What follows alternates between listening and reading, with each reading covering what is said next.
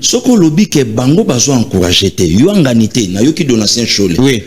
Pour nani bako fragiliser kamoko contre un autre camp.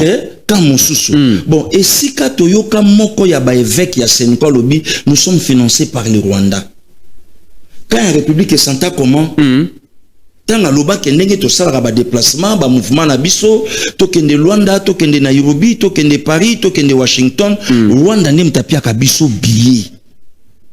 Ezaka biya pambaten de comité restauration zangi pe na katité tokola la pe zangi biso na katité moi lamba pe akolata malonga place to kende zangi te moi loko pe akotikelaka ba mabota na biso to ya kokena ngo place to kendaka oyibi to voyagaka na yo ko loko tapata moi lipapa place o kendeki ezalaka ta moi lembo très bien siko tango moko ya ba évêque leka na télé que nous sommes financés par le Rwanda.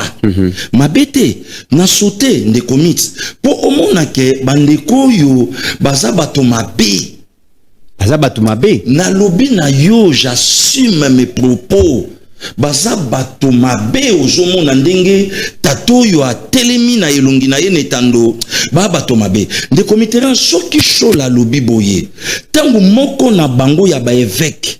Akendaka na Kigali azala clair ya kolobango ke bamboka na biso mibale eza nango na matata te d'ailleurs kutu na sepelaka na saleli ya mokonzi na bino c'est une façon koloba na sepelaka na saleli ya mokonzi na bino ndenga azoboma ba congolais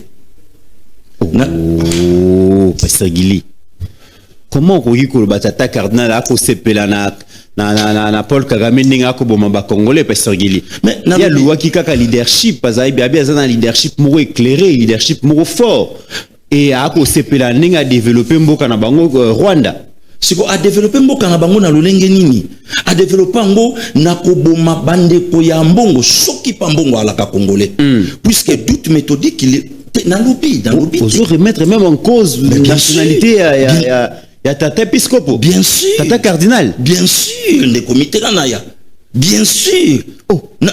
Les comités là, comment je vais monter? Mais comment on peut remettre en cause nationalité à tata cardinal? Pourquoi na lobby soki pa la congolais? Poti siko yo to yebi ki congolais ngo ya cardinal a mbongo te. Pour nous le babongo Pasteur Gili. Mais naza belemati.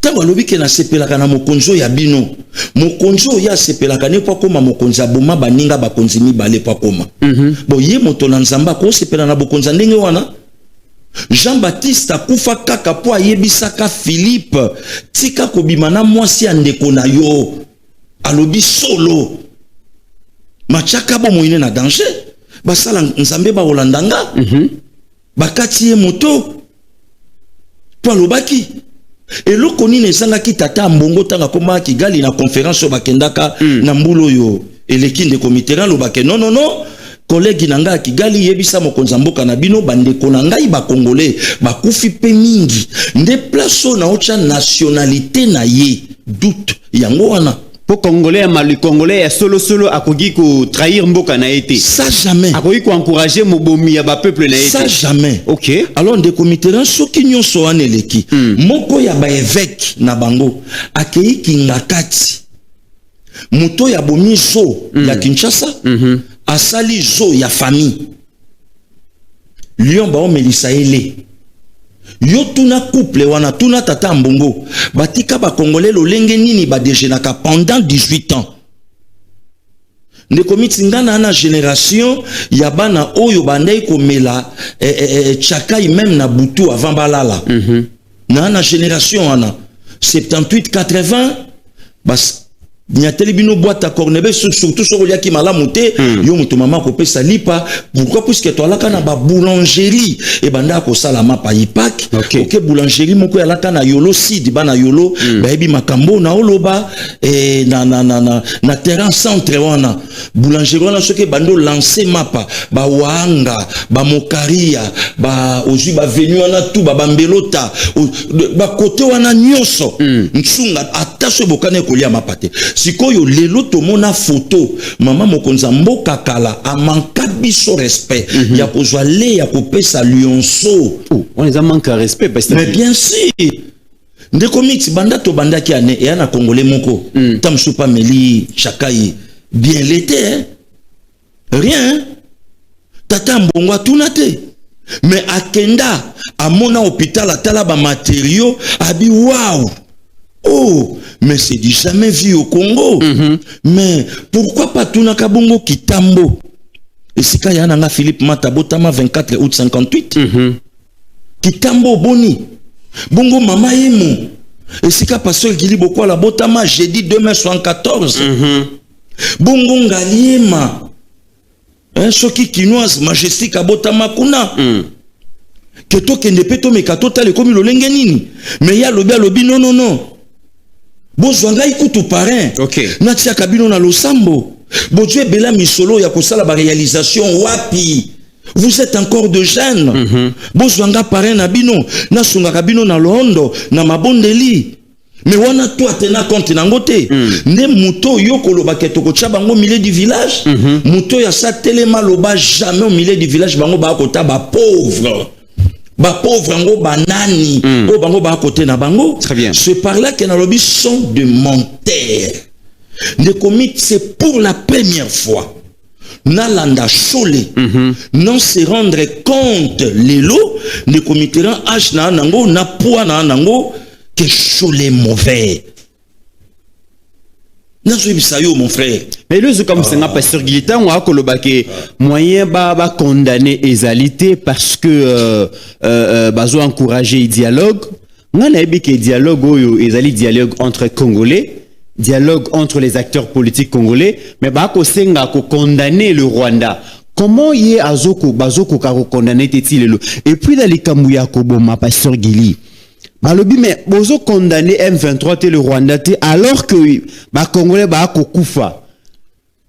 Oabe Donatien Chole a kotia gouvernement congolais, armée congolaise, na mouvement terroriste M23 sur le même pied d'égalité. Sur même pied d'égalité, c'est quand même grave, pasteur Gili. Le comité na na osenga na ba professeur, ba chef de travaux. Oui. Il y a sciences politiques administratives na relations internationales. Ba porter Chole plainte. Oh. Ba porter plainte. Le comité na ibi loko na oloba. Na relations internationales ba otangisanga bongote. Et loko na oloba na ibi yango.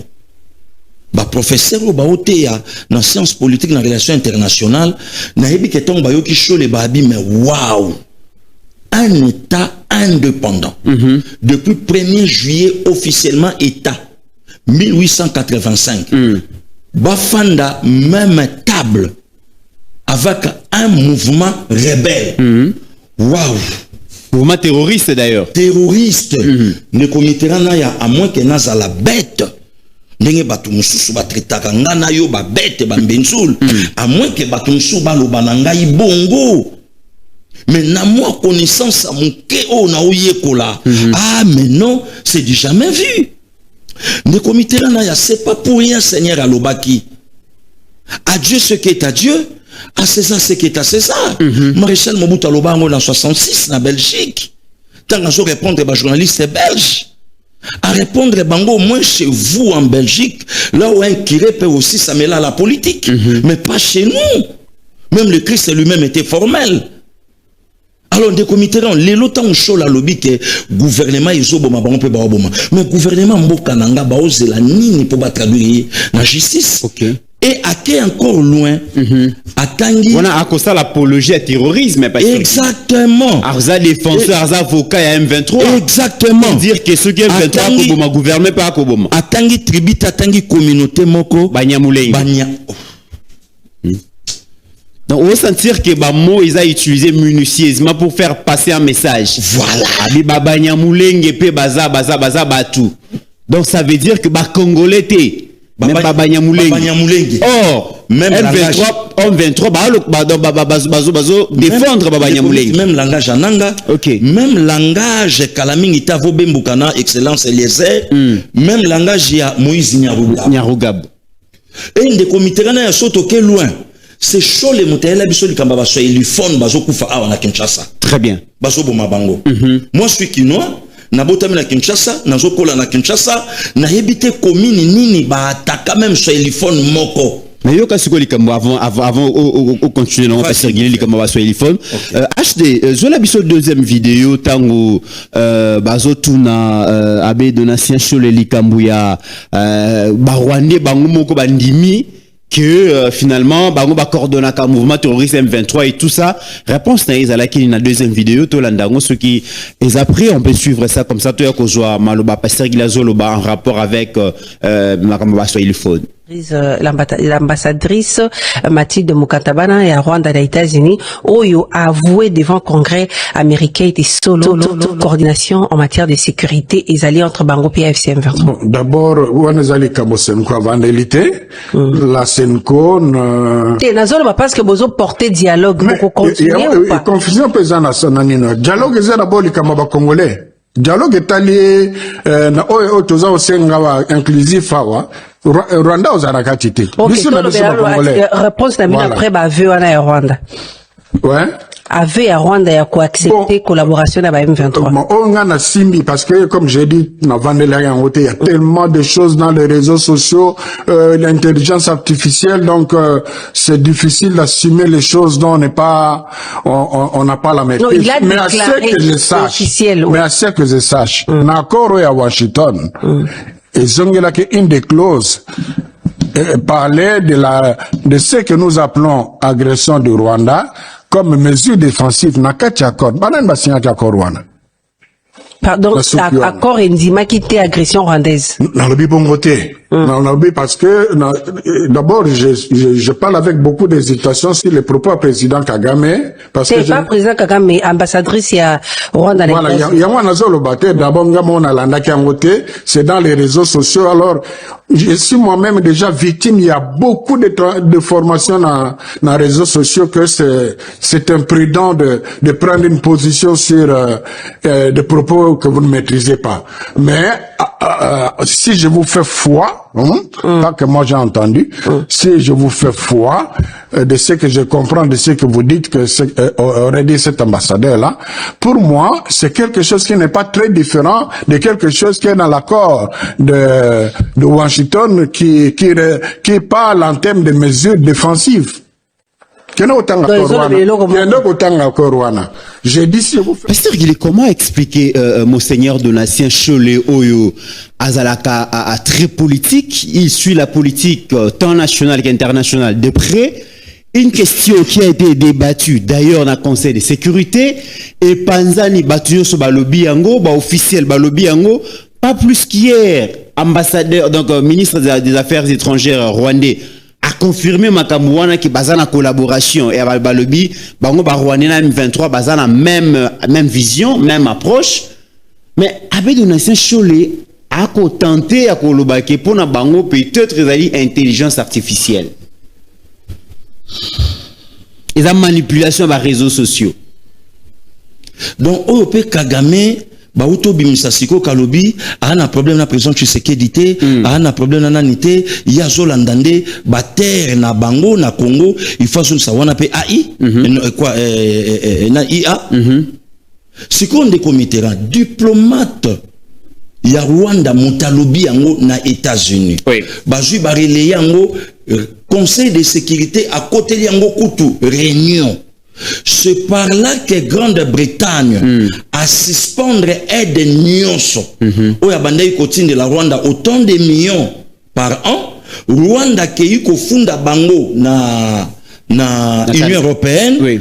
Que il faut ba pesa ye mbongo na ye o balaka ye donc nyonso na ba chole bayoki yangote. Ba chole bayoki yangote.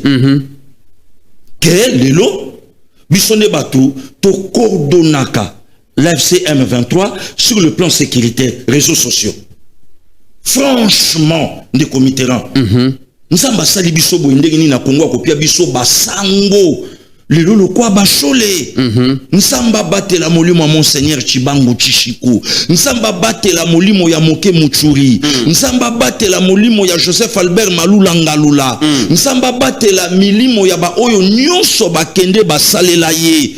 Ke lelo tokoma koyoka soni église sainte catholique yoka ndenge sango azotatabana yazala kandenge ninde komiteran kaka likamu ya ba 40 smartphone kakali kukuma wana donc ye akoma kakoke kuma soki babandi ko attaquer ye kakali kamba tuna kai où sont partis comment bato bazobosana ke toza na affaire na ebite na lobanini na obanga ta malobananga ba service ezo sa musa na ngwa malonga na mboka na biso où sont partis les 40 000 phones bon tu kango wapi et pas ma partenaire Hongrie France même scénario tant on dekonanga bokechu a otuna ye oyoki to yokitabite kuna ya komaite bon nalandi point oyo lo babi dialogue na oyo biso to luka eza congolais ne commit bato fo bapambola ka babiso makambo e salama na Addis Abeba décembre 2024 oyo Kabila benga bango bakenda na bayi politique à Congo aibisa bango photo sala partout les moyens to laver Kagame na Rwanda na ba sanction oyo zoya na politique au président Tshisekedi amemi d'où bino fobo zo siko vocabulaire ya koloba ke problème auto anango eza biso na Rwanda te ça problème entre nous les Congolais donc vocabulaire on appelle bino yango wana narratif on appelle bino pour développer yango et permettre la communauté internationale yoka ke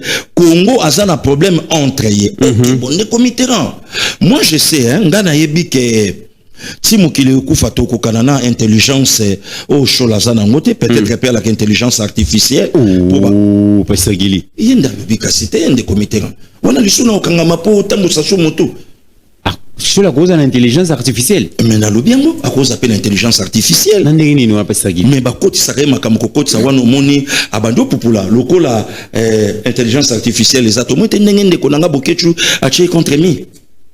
Charge silite. Ngana yebi ndeko mit tokotikala kokokane na mayelete. Très bien. Pour il est tellement intelligent. O se rappelé nenga répondaka Bishop Kankenza. Oui. Que église me capé kota la bateau ba ko pesa ka ba responsabilité mais les comites problème au show là au sein de la dialogue et ça présent tu sais que dit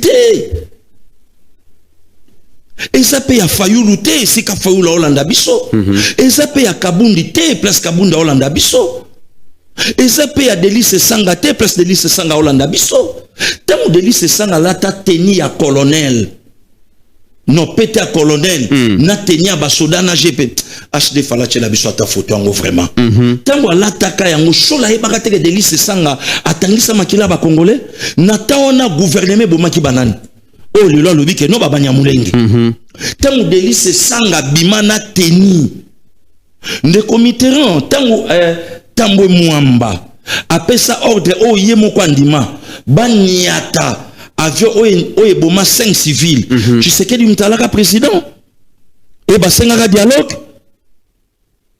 ne commit le 8 janvier 1997 tant babomi ngandu Kisase tu sais que du mtalaka président hein le lot 30 ans donc Chole alingi anié vingtaine d'années au Rwanda Bomabiso donc 23 ans bacha sur la table 7 ans présent Tshisekedi donc les autres ont effacé mémoire il y a Laurent Désiré Kabila hein très bien tant Laurent Désiré Zolobaka seul au Rwanda bazo réclamer ba terre empire Imatusi babosani yango et les autres ont lobby dialogue entre nous les Congolais.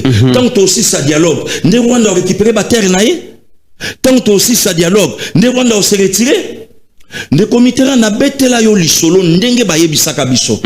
Senko oya ba chole pour vrai senko pezali. Ya ba eveko yo ba o défendre mboka na bango. Senko ya ba chole ba la redevable na Rwanda na mbongo moko ba tswaka na élection ya dimanche 30 décembre 2018. Alors, bakokai kozongi sangote, balakaka Rwanda to sala par tous les moyens de faire partir Tshisekedi. Na moyen tout. Très bien. Tshisekedi a okende. Ndo moni démarche. Siko yomota non chole, malamu kutuba pesangata dialogue ngona pilotango. Oh, pasagili. Mais na l'équipe chole na connaissance. chola leki nga na ba droit canon mais na makama mboka nga na leki na ngaye chola zoloba pasteur Gili chola lobby moyen ba condamner M23 to Rwanda ezate parce que bango déjà bazo se mettre na costume ya ba médiateur mais mon konziambo ka répondre à bango devant ambassadeur des différents pays accrédités na République démocratique du Congo. Le chef de l'État lobby je le cite, permettez-moi d'être parfaitement clair. La RDC ne se soumettra jamais aux pressions d'acteurs extérieurs à imposer des conditions contraires à nos intérêts et à notre souveraineté. On a peut-être à s'adresser à l'Union africaine ou à panel et à médiateur. Nous ne cessons de réaffirmer notre position. Les dialogues avec un groupe terroriste comme les M23 est une ligne rouge que nous ne franchirons jamais, a déclaré le président de la République. On a le biango. Mais pasteur Gili, ceux qui n'ont toqué plus loin, Mokonzi Mboka, à l'obi bandimi dialogue. À l'obi yaboui dialogue, les portes seront toujours ouvertes pour un dialogue.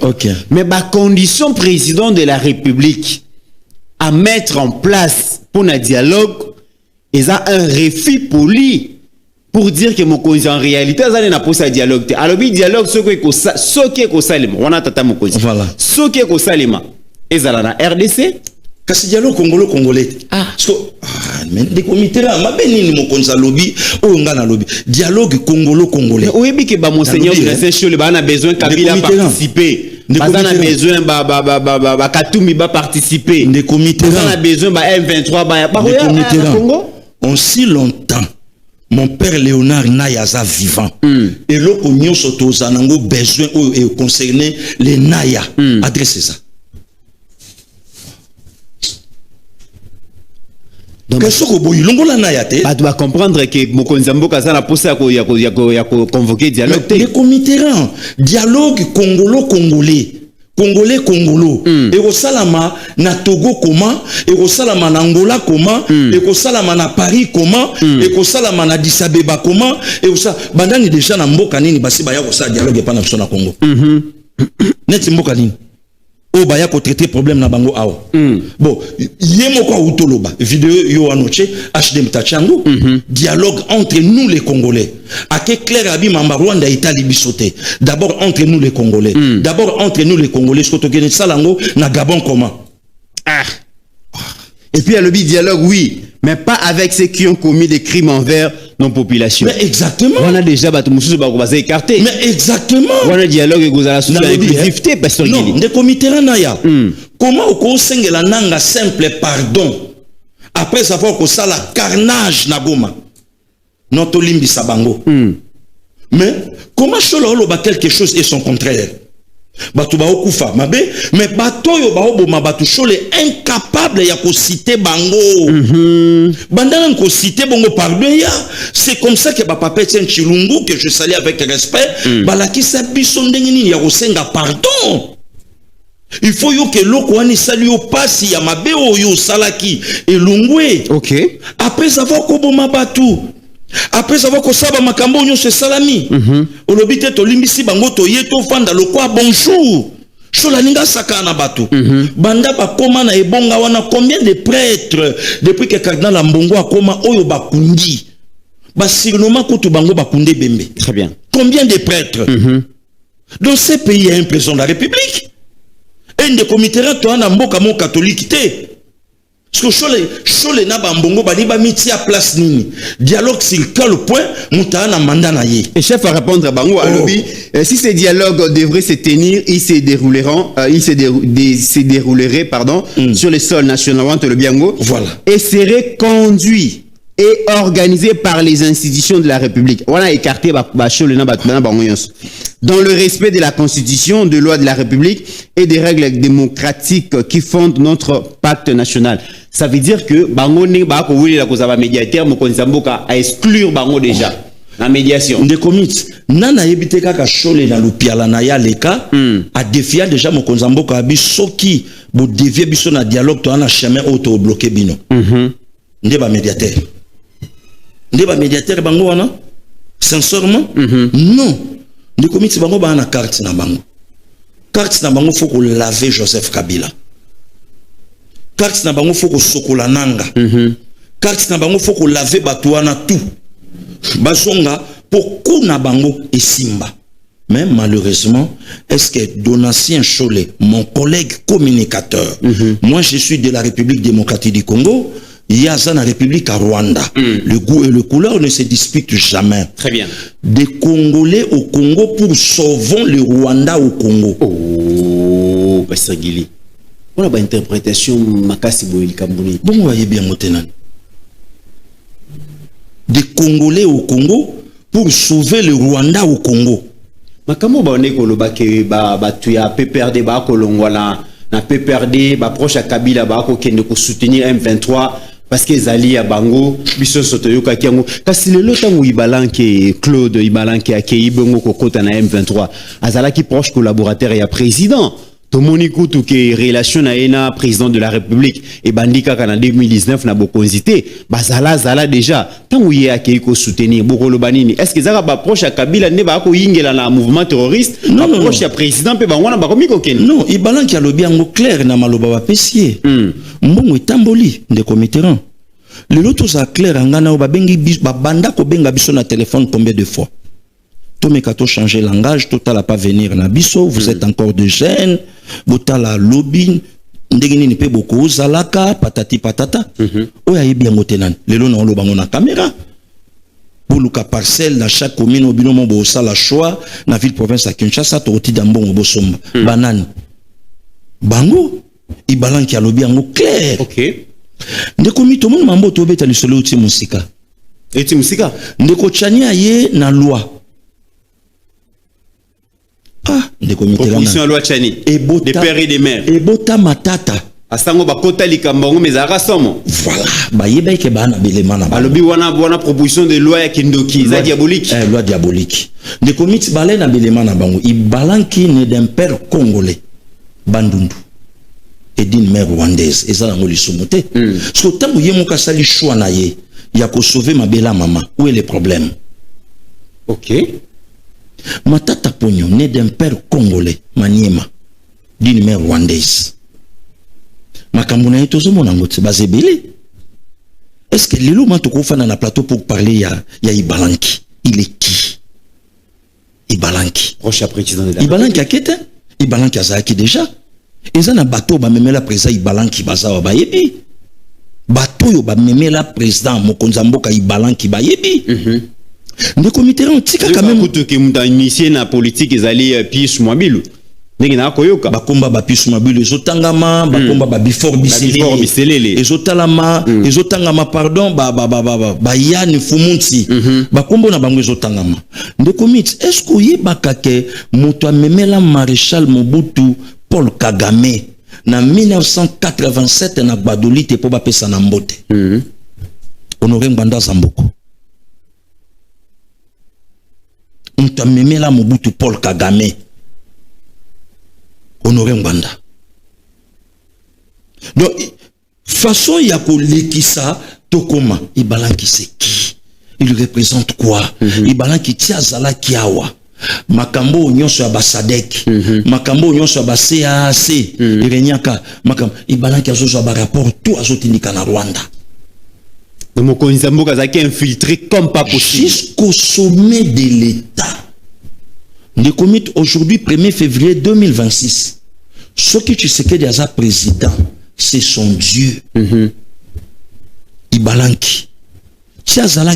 Na yo kilobi même na matinée politique Augustin Kabouya lobi que Ibalanki azalaki père fondateur et a désordres les kana parti yé mutazalaki financier principal il y a ba désordre yo sur liki na parti donc abandaki makamona lelo te abandaki luka comme même secrétaire général il y a eu de paix le comité là il faut féliciter il faut remercier cet homme Augustin Kabouya. OK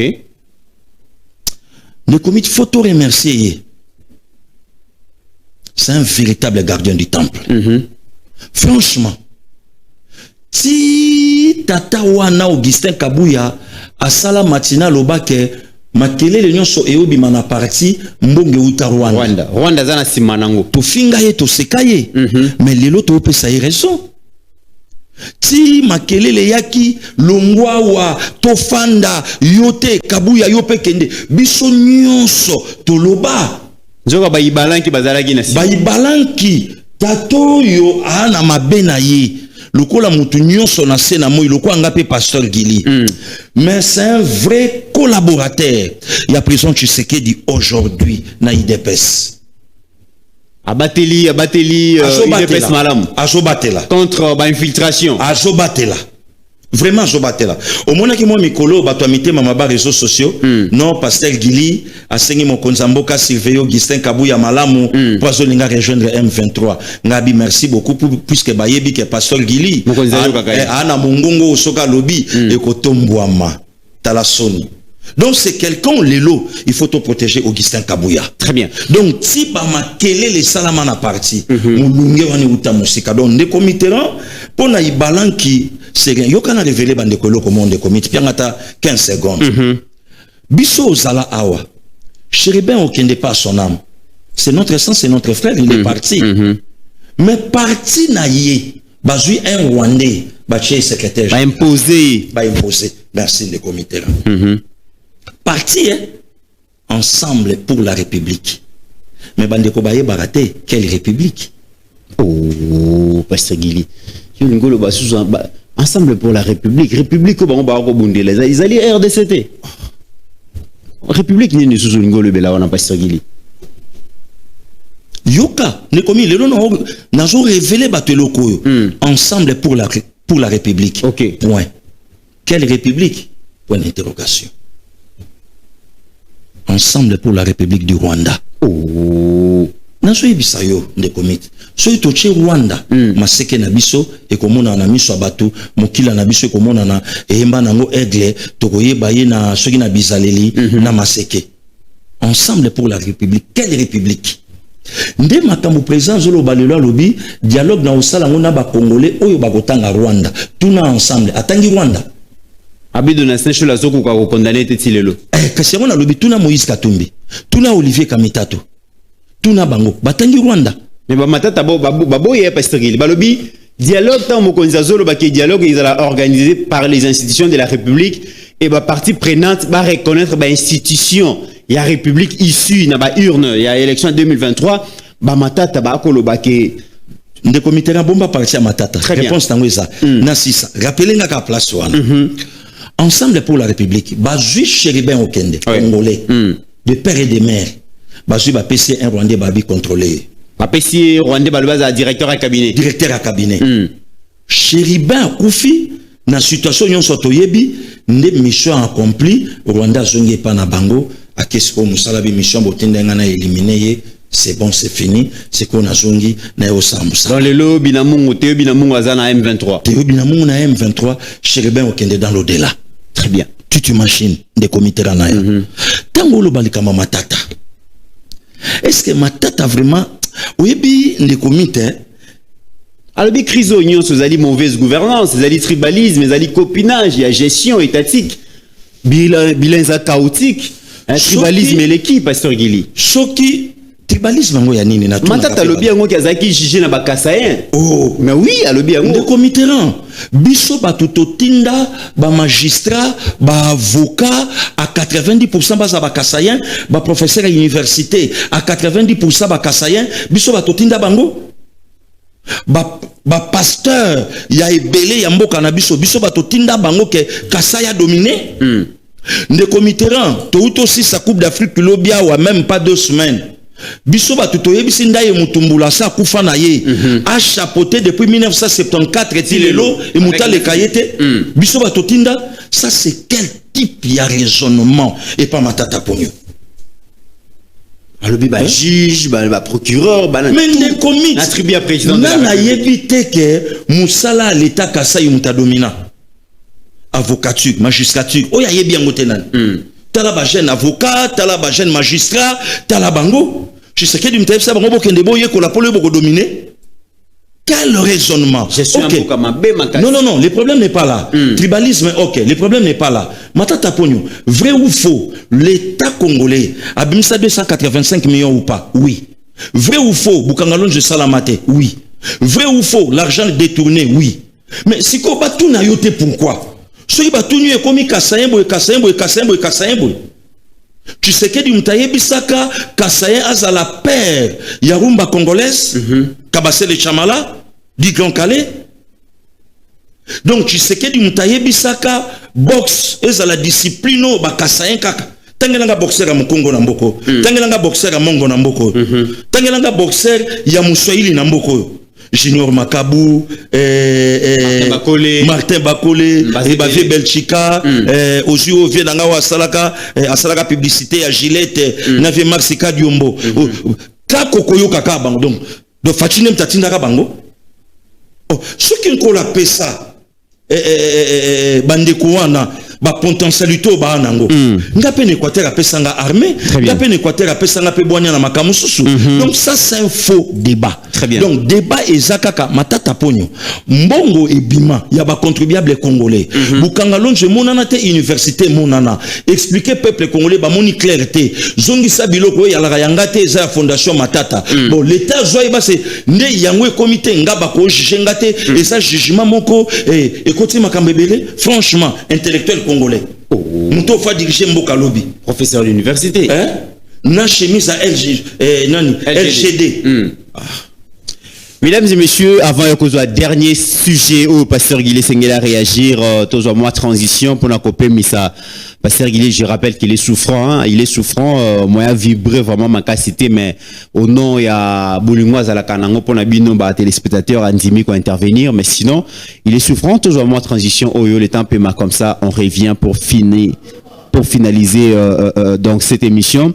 Pasteur Guilé te rejoindre tout à l'heure là, mais la grande question, tout le coup matata comment va se sentir très à l'aise ya koloba comme si bazwa occasion ko gérer mboka haute matata mponya zali parmi premier ministre ba Oumeli Mingi na primature le seul l'unique premier ministre il y a primature na ministre à finance. Voilà.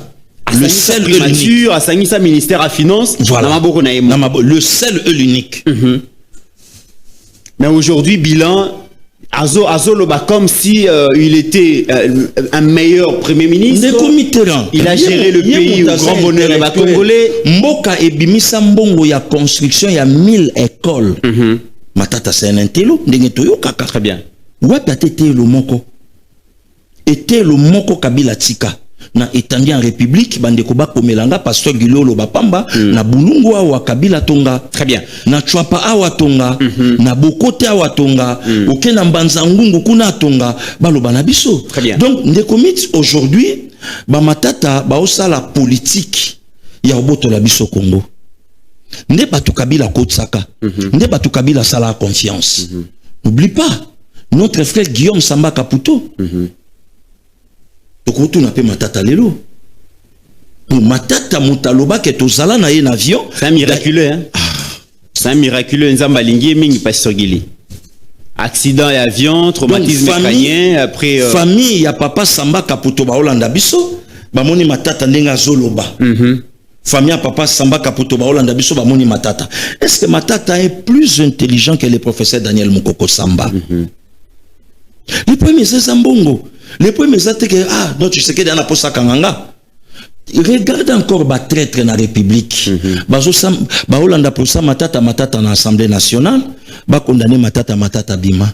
Premier ministre Atinda Kibongo mwana mboka mwana Kolo Lopango Eliezer Tambouaz ali ministre délégué près du ministre de la Défense akende ko solola na bandeko wana pona koloba ketata moko zalingi kimia. Bandundu to bien vous allez province moko réputé province à Kimia mais makambo e koleka entre bateke na ba ya kezali malamute to kano extrêmement ya discours ya ndenge makambo e bandaki comme ça to ya ko clôturer na maloba bongo na commentaire ya Pasteur Guili.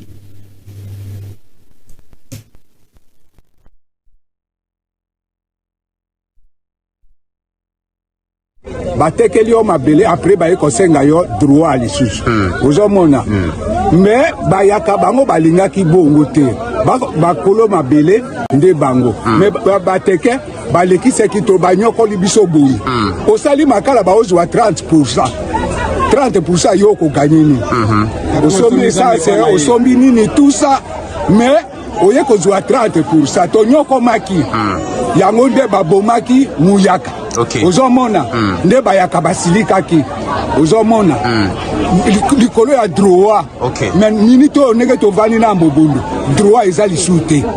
Ozomona tovandi awa na nini mais désordre oyo ezokota awa minduki ezolelaka partout parce que bayaka baofinance inani bateke baofinance basoda po akokota awa kosala désordre soko otali bandako baferme ebele etikali polele po population tolingi minduki te. Très bien. Ndenge eza boye biloko na nga na baradio na banini tu ekendaki na mai po akokima minduki wana ebele soko okei wana bandako mosusu ebandi okoya po abakimi likolo ya minduki ozomona. Mais tofandi na bato ya mobuni basali biso eloko moko te baozela nde makambo ya mabele ekatana. Très bien. Est-ce que bakonzi ya communauté mibale wana bazwaki peta ya kofanda banda makambo ebali parce que bandi banda 2022 est-ce que ba initiative ezwamaki biso tovandi na plateau ozomona mais makambo ezoleka na Kinshasa toyebi te. Okay. Ozomona ndenge eza boye tozosala nguba tozosala nini mais kotika ndenge eza boye tozana mobali makasi kwa lelo toyokani ndenge boye boye tango bokokende alengindi. Okay. Ozomona mais est-ce que na makambo oyo ba yi politique bazana sima nango te?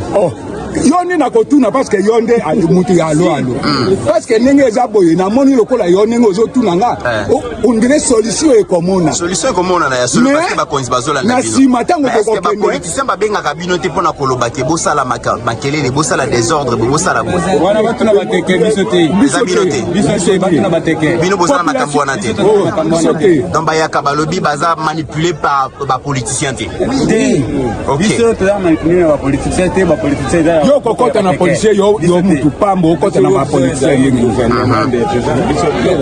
bon botuna nanga ya suka boko senga nini concrètement na bakonzi ya mboka bakata makambo kimia papa totiki biloko ebele kokata makambo concrètement ni koloba nini makambo ya mabele okimia ekota biso lingi kimia mais bateke bamoni ke non baza na mbongo ebele baokende bafinancer mbongo. Pasteur Gili, conflit foncier oyo entre Bateke na Bayaka a entraîné 5000 morts, 280 000 déplacés et comme on a que Eliezer Tamboué a l'équipe bongo 6 jours na Zamba a kolala na ba condition moko okoki kondimate kazali ministre a traversé ba situation très difficile déjà banzela to banai ko kende pona ko koma na ba différents villages wana nzela ya malunga ezalité conditions difficiles mais Pasteur Gili Nambanka na awa o ezali situé na quelques 150 km na centre-ville HDA kola ki sa ba mandoki oyo ba mobondo ba bimisi bayaka ba bimisi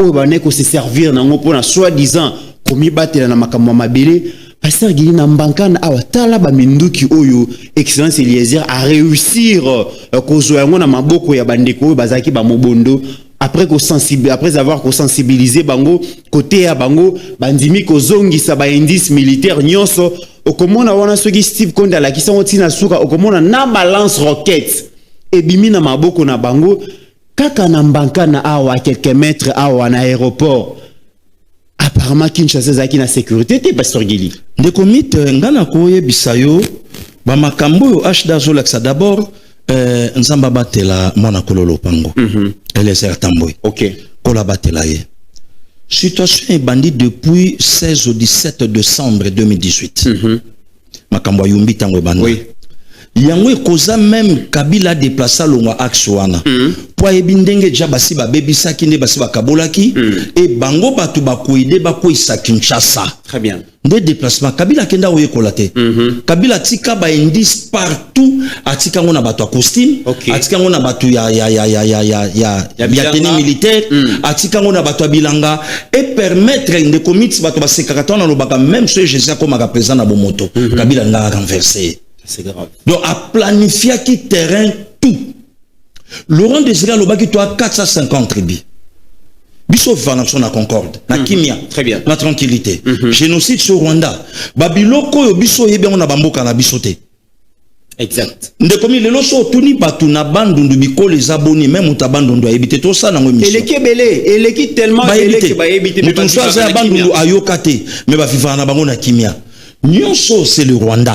nyonso c'est Joseph Kabila. Jean-Pierre Bemba lobaki yango. Babiloko nyonso oyo ezosalama kote kuna c'est Hippolyte Kanambe Kazembere.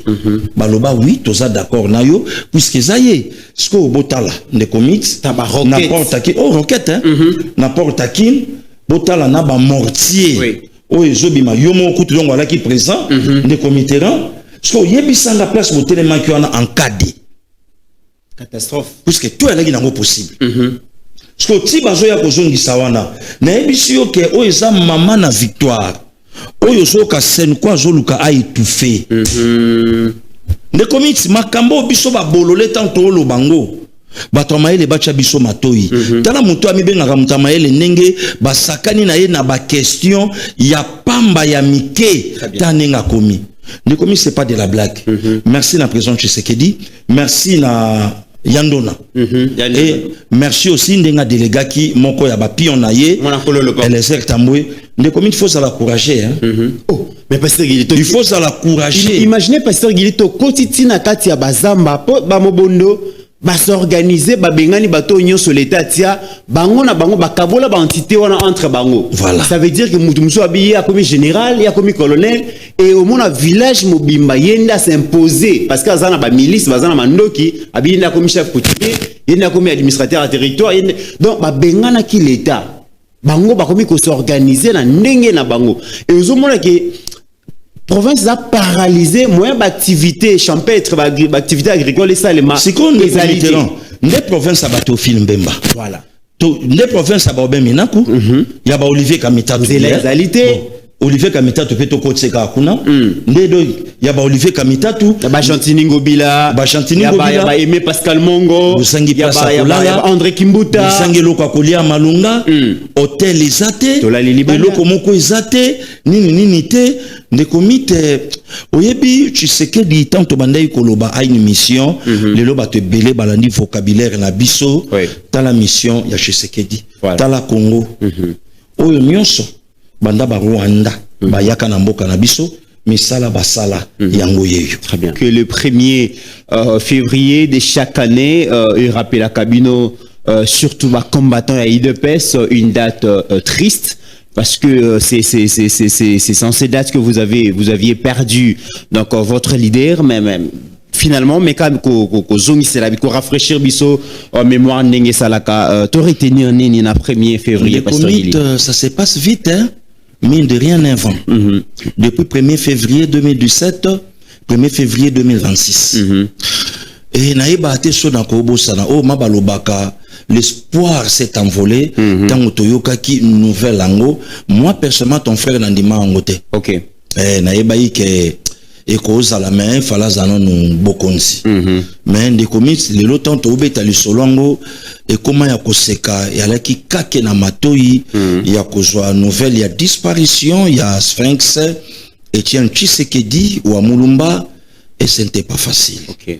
Et des comics tant to aka komona na Pullman to moni bato mususu ba bouteille ya champagne katama bato ba osepela pour nous to mona ike 32 ans d'élite koyi na mai.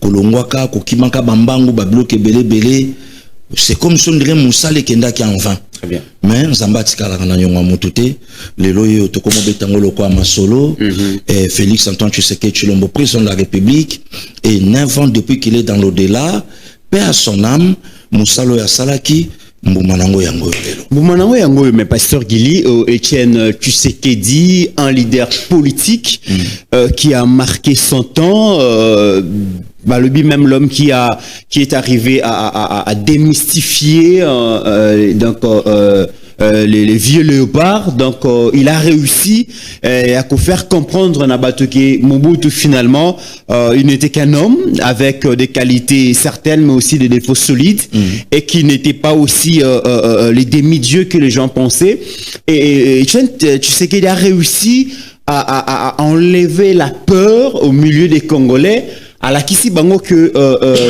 kobanga ezali solution te et c'est possible ya ko résister ya ko longola bobangi ya ko revendiquer ba droit et puis ya ko obtenir yango pasteur Gili ndeko mit tangu ngana yo to botami to okola be ba mama balaksaka biso ba papa ba yebisa biso Mobutu c'est un dieu. OK Tu te rappelles, mon frère, en 1988, le vieux Dominique Sakombi Inongo, à l'époque, je crois, là, qui toujours dans les médias. Je crois commissaire d'État, na Tanabango, commissaire d'État, na Makamo Information.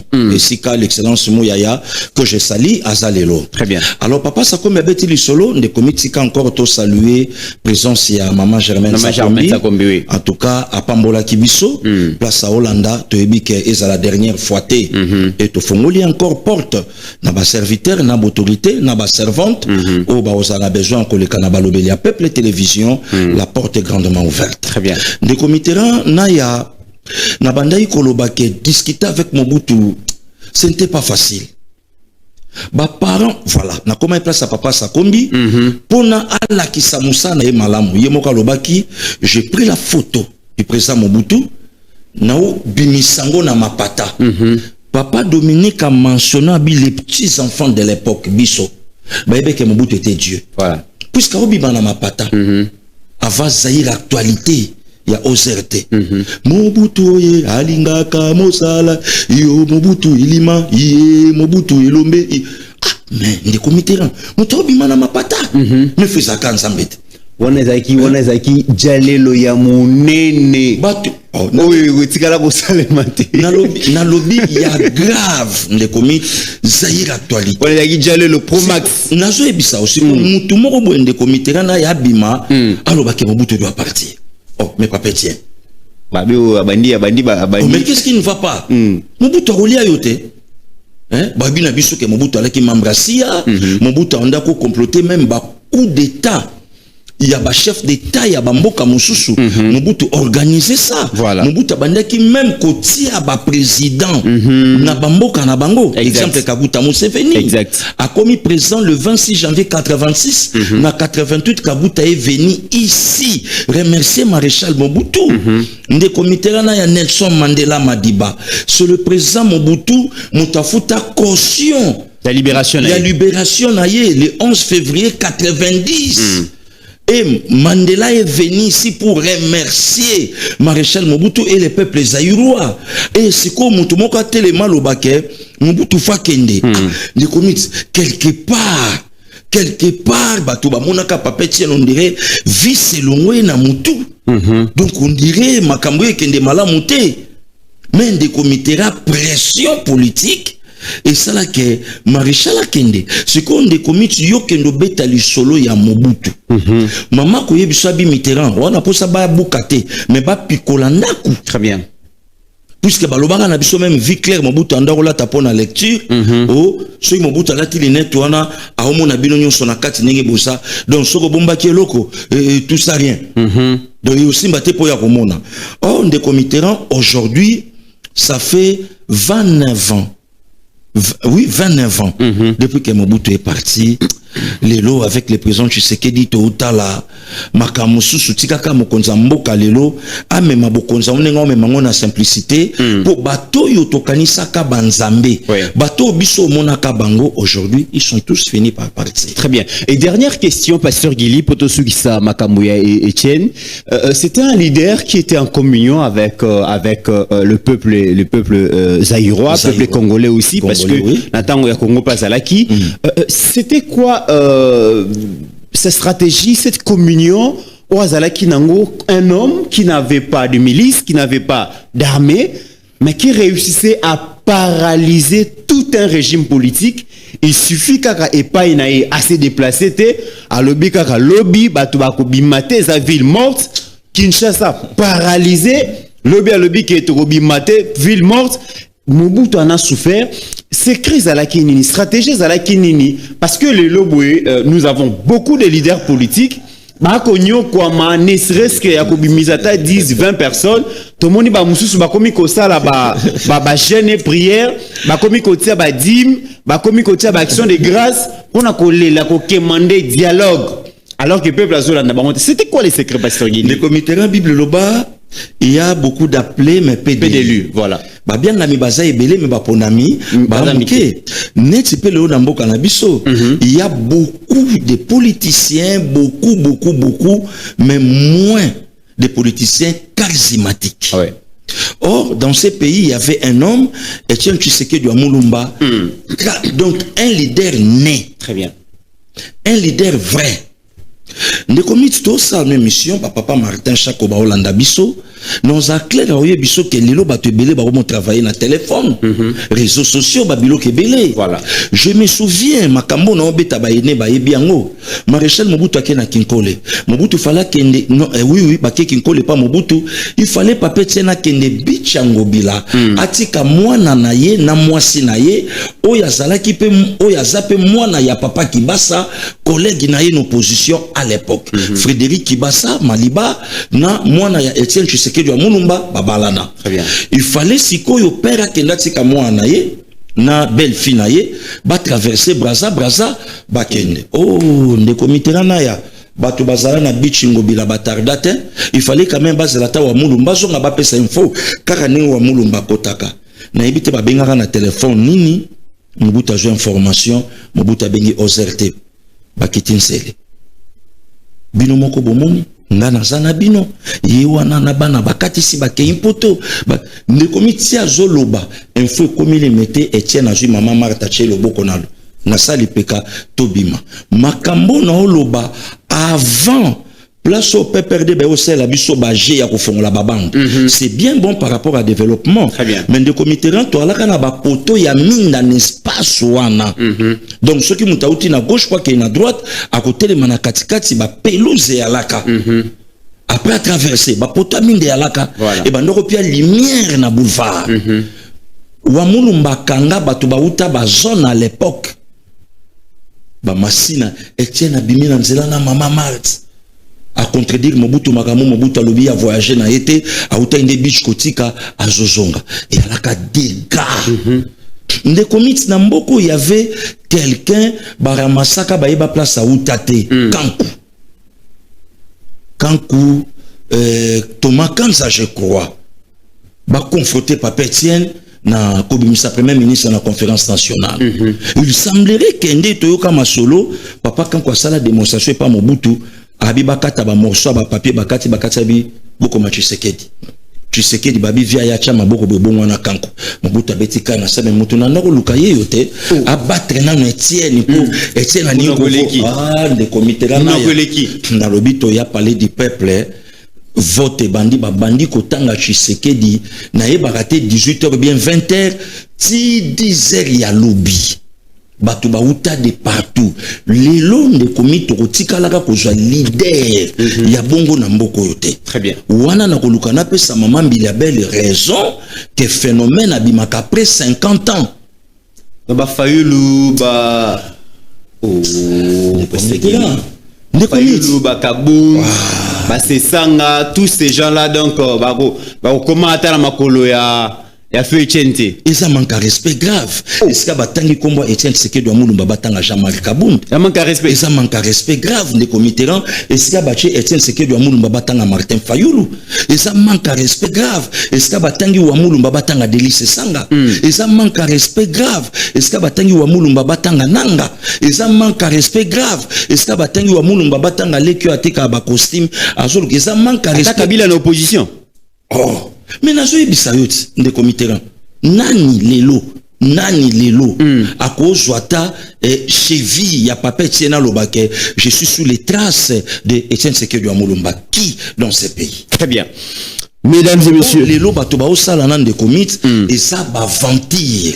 Okay. Aujourd'hui l'Afrique a perdu un grand homme, un grand leader, le père de la démocratie, les comités d'accord qui est même plus loin africain. Très bien. Pasteur Guili Ozali parmi ba Congolais oyo ba se posaka ba question que ça fait plusieurs années que le Rwanda nous agresse et ça fait plusieurs années aussi que la conférence épiscopale nationale du Congo s'ingère dans la politique congolaise, mais sans pour autant qu'on indexer, qu'on citer nommément agresseur Nabiso Olobaka Yango plusieurs fois.